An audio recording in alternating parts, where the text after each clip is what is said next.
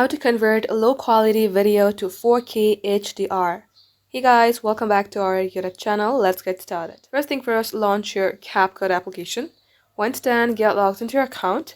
Now, in case you don't have an account, you can create one, but it works either way. So in my case, I'm going to go ahead and work on my existing projects. You may also go ahead and tap on new project and create a new project.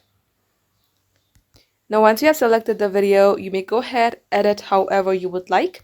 Once you're done editing and once you're satisfied with this video, in order to convert it into high quality, you will see this AI Ultra HD at the top page.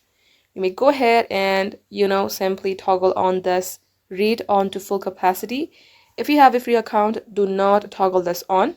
Once done, minimize this, and this has been converted onto high quality video.